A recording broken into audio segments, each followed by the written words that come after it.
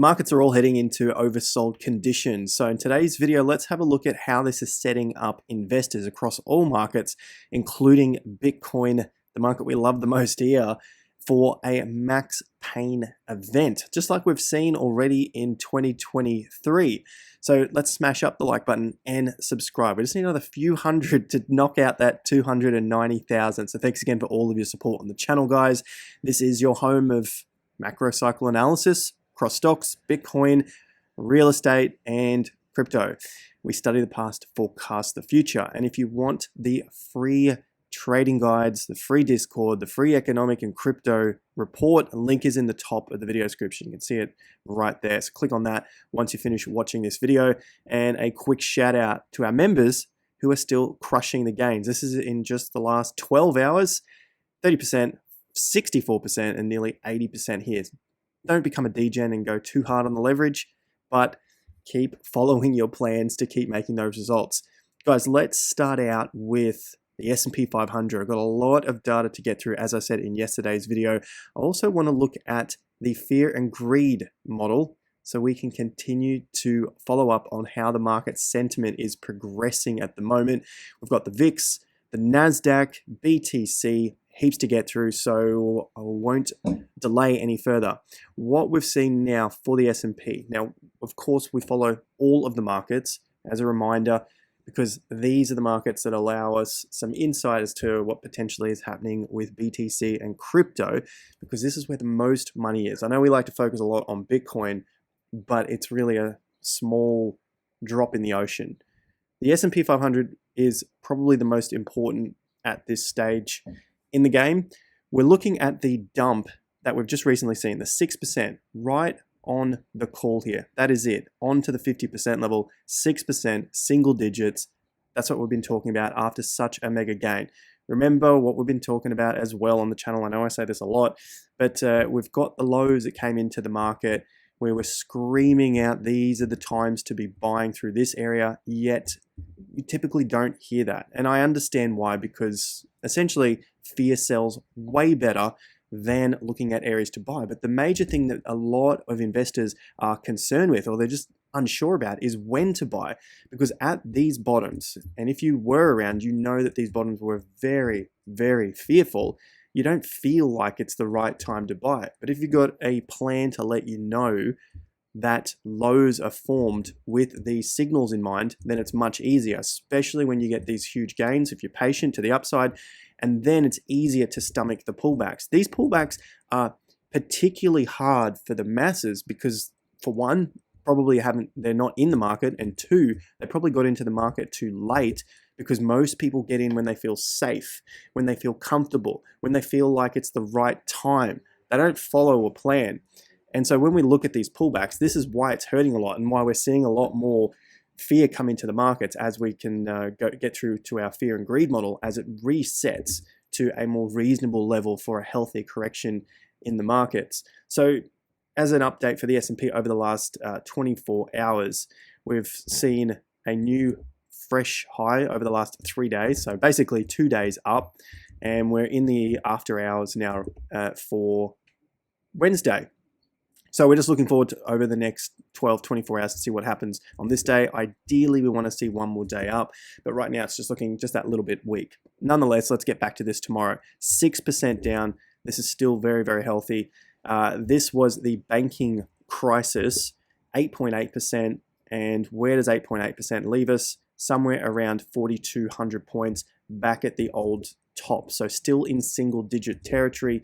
And then looking at our bigger 50% levels, it comes out almost to that exact point there at the 8.5% level at 4,200. And then all the way back to the cycle low, the October low that we were talking about on the channel. You can see the videos and the tweets. You might have remembered us talking about it at the time. The 50% is at 4,068. So plenty of support to the downside should the markets need to go that far back to reset before we continue up with the rest of this bull market cycle. There will be a big collapse, but it's just not yet. The indicators, the data is not pointing to a mega collapse that most are still waiting for. This is what it's looking like at the moment. You've probably seen this come up with just a nice reminder about the markets as we push through August. If I can draw a straight line, So there's September, and there is your roughly August period. Markets peak. This is over 95 years of data where we see markets trend up through this period. Seasonal cycles, 4-year presidential cycles. This is the pre-election year. We were talking about pre-election year back in 2022, and now I see a lot of people talking about it in 2023, saying this is all normal. It's the stuff we were talking about 12 months ago, saying we were leading into a presidential election year, pre-election year, which is 2023, and that was going to be a good year. 2022 was going to be a bad year because it was the year before that. And that's typically what happens, what we see throughout history, the same sort of thing. So this is also a 10-year cycle as well. What this looks like is somewhere around August, we get the drop, potentially what we've just seen, this particular low here, and then maybe we test this low again in September or October before we start to head out again. So there's still a fair bit of time left in this test of the lows, and it doesn't seem like we're going to get out of it too quickly. Just looking at the data, we may, of course, but let's just err on the side of caution and look at what the 95 years of history is here, and just look at the range trading that may go on between now and towards Q4. Maybe it's between the 43 or 4200 level and 4600. So keep that in mind. In terms of pullbacks, this is something we've also looked at before, just so we can get a clearer idea and not be scared out of positions if we are building them in the markets. And this is all, of course, leading into BTC as well. I did read a few comments that people were saying, I wish I had bought at lower prices. Now might be another opportunity to start getting in at lower prices again. Of course, there are still plenty that are calling for 15K and 10,000 on Bitcoin. But it's the same thing. As I pointed out in yesterday's video, all those people were saying when the market's at the low, it's going to go lower. When the market is at the high, let's bring this back here where we were, when the market runs up again, they say it's going to crash, and then it comes into a higher low and they say it's going to go lower. So each time on each of those occasions, the market has been at a higher price. And so many miss out on actually being able to buy the dips, which is the area that we're in right now as we lead into this next stage of the bull market. This is the first stage, and we're leading into the next stage. It's still early days of the bull market. As per corrections for the S&P, we're still well and truly on track for what history has shown. So we've gone through this many, many times. You can see that we get a 10% correction, approximately 1.1 years, every 1.1 years.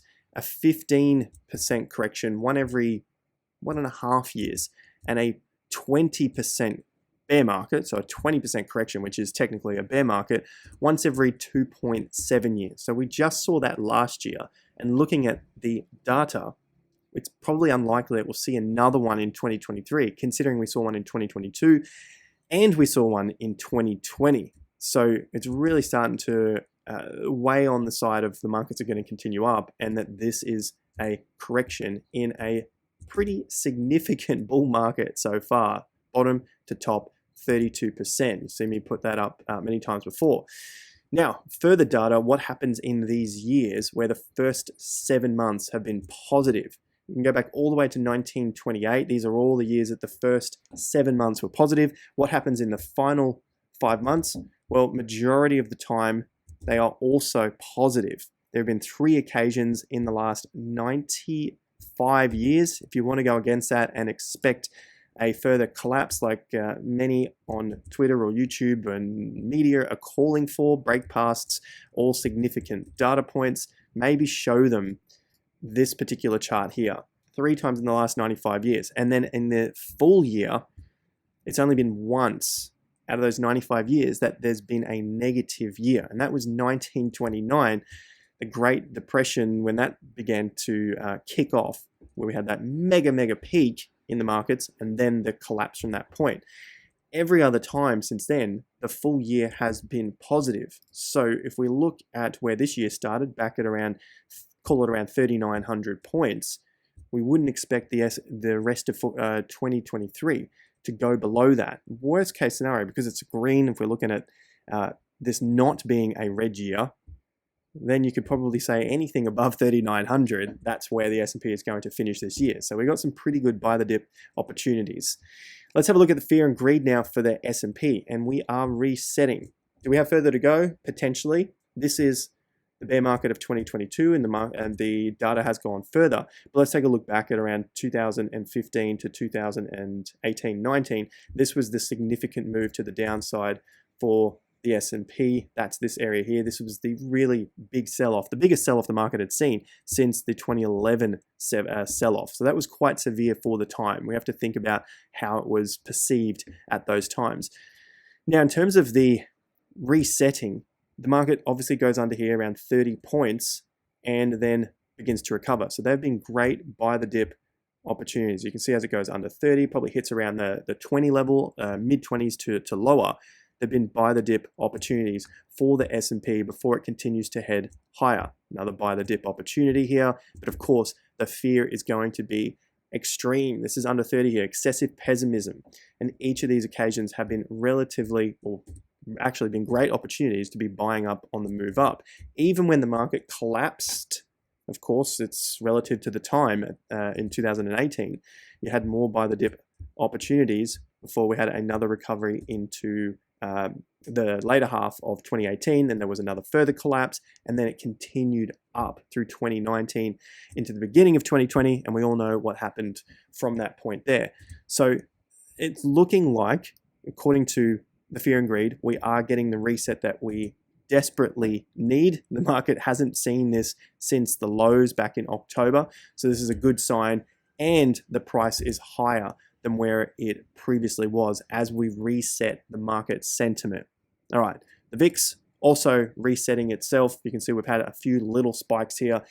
Nothing getting to 20 yet, but this is in the bull market territory. And like we've pointed out many, many times before through previous bull markets, it likes to trend between 11 and 17. It does have spikes out, but these spikes don't mean that the market is collapsing. It can just be a dip opportunity, like any of these movements that we've seen in the past at higher and higher prices. So we expect this to continue on for the foreseeable future.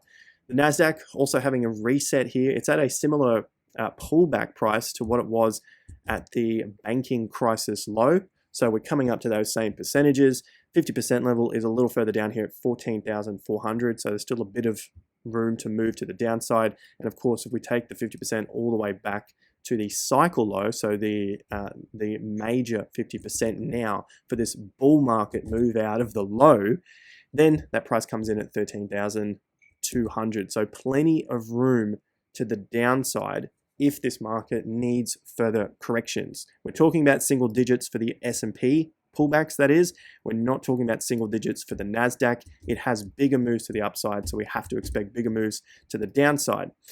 Now, even further data, the NASDAQ McLennan oscillator reaches an oversold level. This leads to max pain for many investors because, well, they're waiting for further downside and they start to short even harder as the markets have already been down for a period of time. Look at the NASDAQ.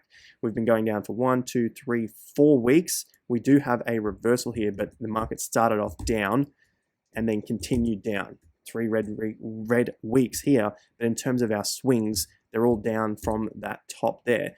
And so you know that investors or traders, they like to short after the market's already been going down.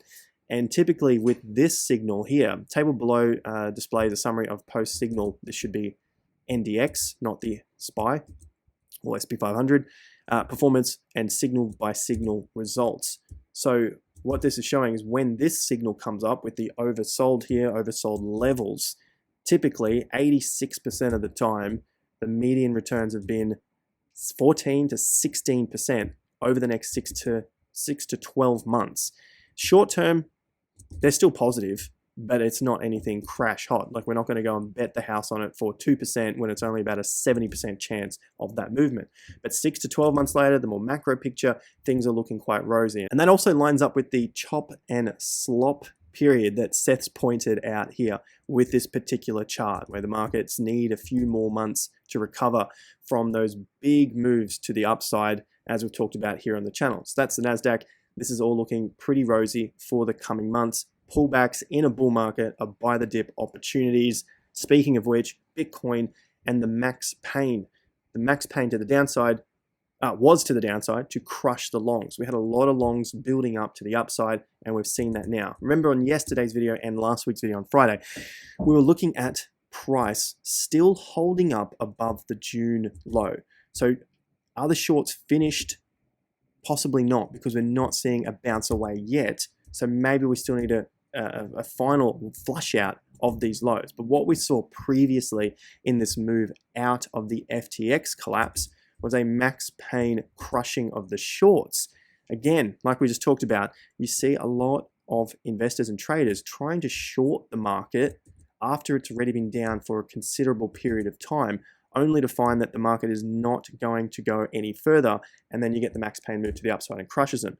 So keep a lookout for this particular pattern if it forms in the coming weeks from the low, because we're not seeing a V-shaped recovery like we saw in March, where we again crushed the shorts. Maybe it takes a little bit longer here. So the price targets to the downside, looking at around that 23.5 or 23,661 on the Coinbase chart here, using the 50% from the low to the high. And in terms of the range zone, around that 23.5 to the top end here at about $26,000 seems to be a pretty reasonable level that Bitcoin may need to get through again and build some momentum before we can start to test higher prices. Now, of course, these Max Pain areas come up because we have too much leaning on one side. I'm still macro bullish to the upside and still looking for a 32 break in the coming months.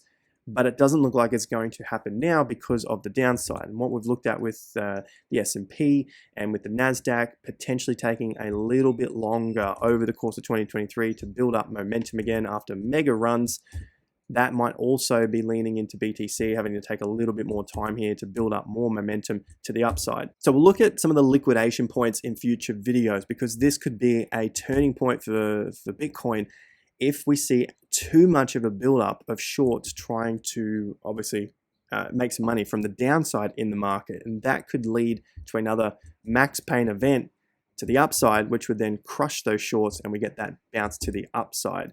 Going into the macro here, what we haven't seen yet in this cycle from the low, so I'm saying this cycle, meaning the bull market starting from November, is that we haven't seen a break of the monthly swing bottoms. You might have heard me talk about this before on the channel. In the previous cycles, 2015, you've got the monthly swing chart, a test of the low, so there's a break, and then a higher close. And then we go on, and the monthly swing bottom is not taken out for the entirety of the bull market since that break from the bottom. If you're wondering what that is the Gann swing indicator. You can find a link to it in the video description right down here. Gann swing indicator, that's what I use for all of my trading and investing to let me know what the trend is of the market. You can see in the 2020 bull market, we did get a break again, but again, it was a high close on a monthly basis. So these are quite big signals, and I understand that for the majority of people, they're not willing to wait around. We had this one day down, and all of a sudden we have comments going absolutely mental saying that this market's going to collapse now. And then you see the 15K calls come out again from this one bar all the way up here, which has not even broken the June low yet. It might break it. I'm not saying it won't, but it's kind of like, how about you just wait to see significant lows break before starting to get on board with the breakdowns of the lows. Wait for those significant areas of support to get taken out, like what happened in March, before calling for lower prices. And that's how they miss out again on those moves to the upside. So this could be another really good opportunity should we see a push down to the 50% level, so the macro 50% level now for the bull market move, down to the 23.5K level. Could be a great opportunity. Of course, keep your stops in play in case the market goes lower. I've talked about where I think the market's going to go many times before. The market needs a fair bit of time now to turn around and come back up, as we've looked at with our macro cycles leading into the halving. All right, so for the fear and greed for BTC, that Max Pain for the bulls basically came in to the downside, squeezed them out, and now we see ourselves resetting on the fear and greed index as well, just like we've seen on the S&P 500. In the past, well, we only have the 2019 first stage of the bull market to look at. We don't have the 2015 to have a look at here when it comes to the market sentiment and how that played out. But the 2019 bull market was a really big, hyped up move that went from about 3,100 at the lows here. The breakout was around 4,200 and ran all the way up to 13,900. So you often hear it referred to as 4,000 to 14,000. So that was a big, big move to the upside. And then, of course, any sort of slips from that point are very emotional events to the downside. So those moves came all the way back under 10, yet the price was still, in August 2019, was still around that sort of $9,000-$10,000, as you can see here. So you still had further downside to go, but eventually it reset and moved. Now, we didn't have that mega move to the upside like we saw in 2019. It's been more subdued, so potentially the downside moves here are going to be more subdued as well, and potentially, everything's potential here. It's all ifs and thens because it's trading. There's no definites, as we know. Maybe we don't get to that stage under 10 or under 15, which in the past has been a pretty significant buying level as well. So maybe we see this come out somewhere more between 20 and 30, or potentially around where we saw those March lows in the lower 30 areas on the fear and greed here. Overall, this is a good thing for the market. We need to see it reset like this. So keep an eye out on the fear and greed index. We'll continue to follow up this, but it's looking reasonable at this stage. So we're going to follow up how this progresses with the prices of BTC and where it comes in on the price support levels. That's a look at the markets over the last 24 hours. I'll see you again in about 48 hours as I'm traveling tomorrow. Make sure you hit that like and subscribe to the channel. Let's hit 290,000. I'll see you over on Twitter in the meantime. Until then, take care and peace out.